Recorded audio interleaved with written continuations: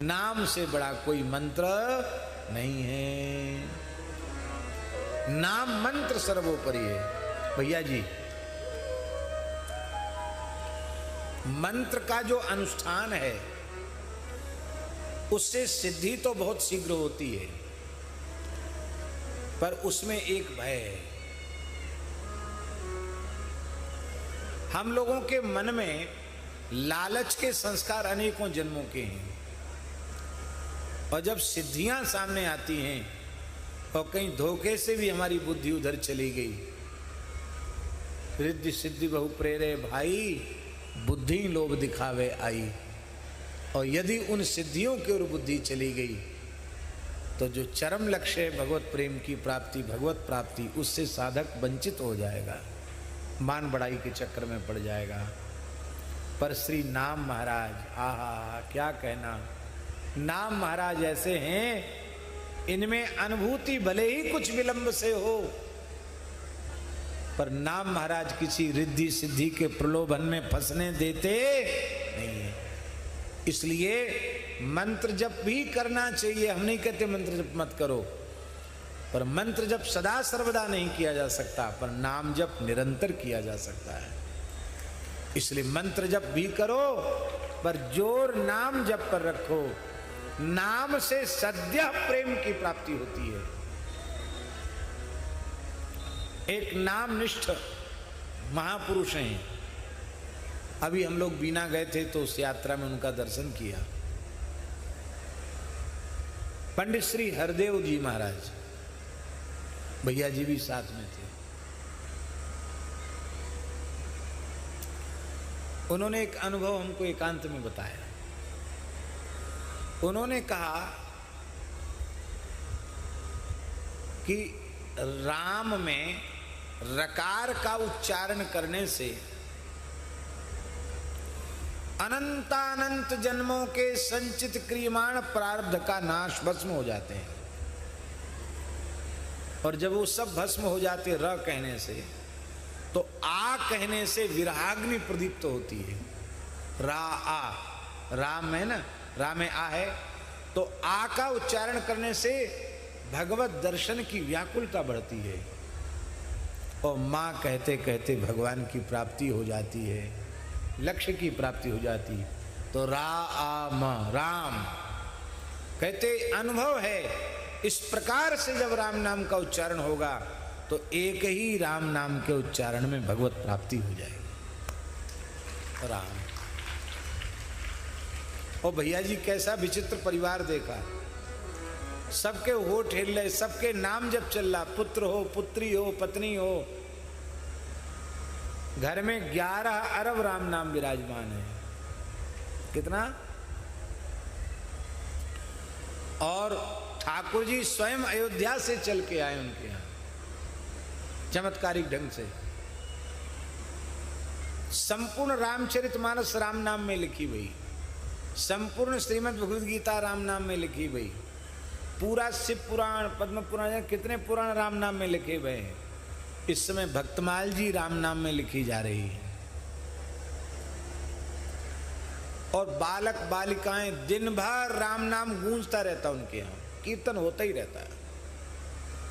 नए नए युवक भजन में लगे हुए हैं।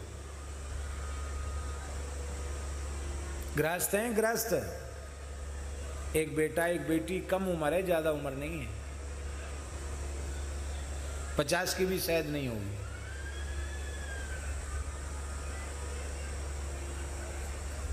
पैंतालीस के करीब होगी।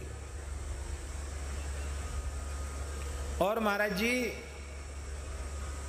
कोई काम नहीं करते हैं, ना एक पैसा की काऊ की नौकरी है, प्रवृत्ति चलाने का कोई साधन उनके पास नहीं है, और किसी वस्तु का अभाव नहीं है। क्यों? वो कहते महाराज हम अनुभव कर रहे हैं, अनन्यास चिंतन्तो माम ये जना पर्युपास्ते तेसाम नित्याभियुक्तानम योगक्षेमम वहाम्यहम। मैं योगक्षेम का बहन करता हूँ, उसका प्रत्यक्ष अनुभव वो व्यक्ति कर रहे हैं। आप चाहें तो देख सकते हैं, हमारी बात पर आपको संदेह हो तो आप जाकर देख सकते, अनुभव कर सकते हैं। जितने भी साधन हैं नाम के अतिरिक्त, बहुत ध्यान से सुनो, नाम के अतिरिक्त जितने भी साधन हैं कोई कम नहीं है, सब एक से एक बढ़कर साधन हैं। पर उन साधनों में कलयुग विघ्न डाल सकता है, पर अनन्य भाव से नाम का आश्रय लेने वाले के, नामाश्रयी के साधन में कलयुग की दाल कभी गलती नहीं है।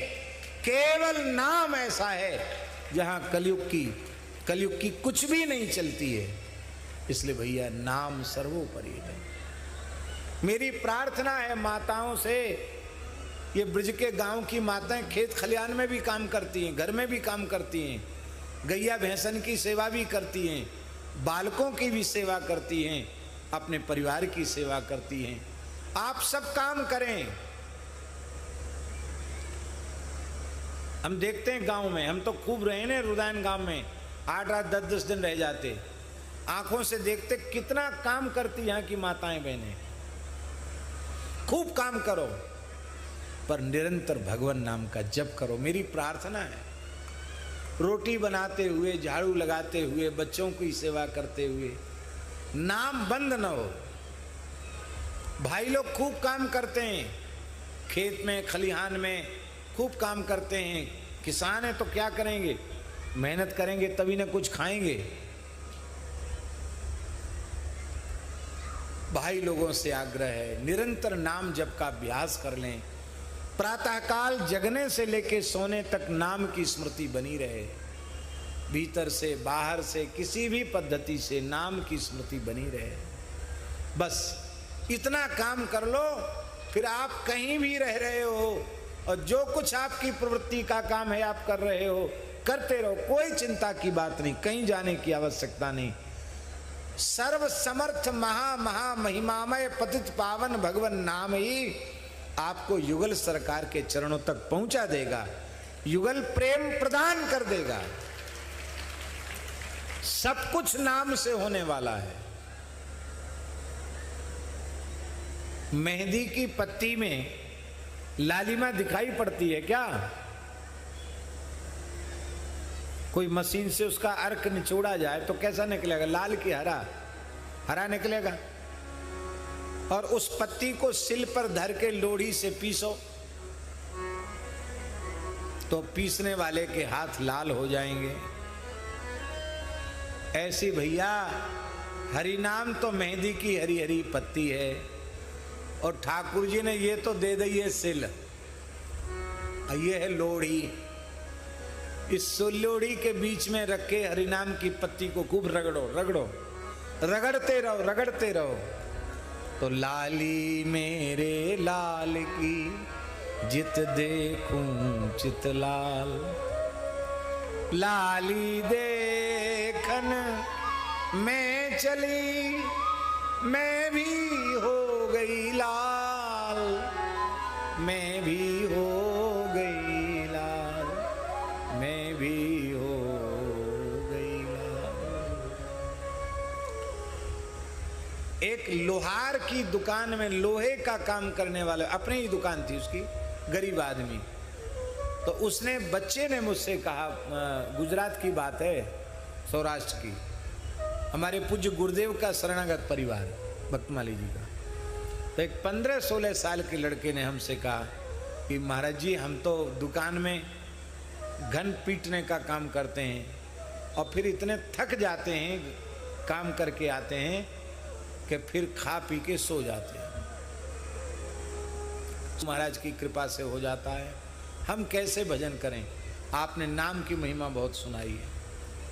तो ऐसी मेरे मन में पता नहीं क्या आया, हमने कहा कि घन तो बजाते ही हो, ऐसे पटकते हो, राम राम राम राम, ऐसे भीतर से किया करो।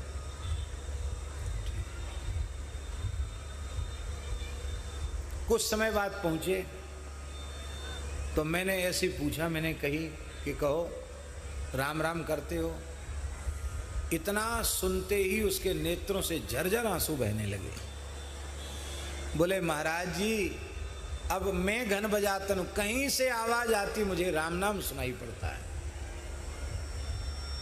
मेरी जिंदगी बदल गई। कहते पहले बिना राम नाम लिए घन पीटता था, तो परेशान था। अब हमने नौकर रख लिए, अब मशीन आ गई है हमारे यहाँ, और महाराज अब गाड़ी ले लूँगा तो गाड़ी में आपको घुमाऊँगा। बोलो वृंदावन बिहारी।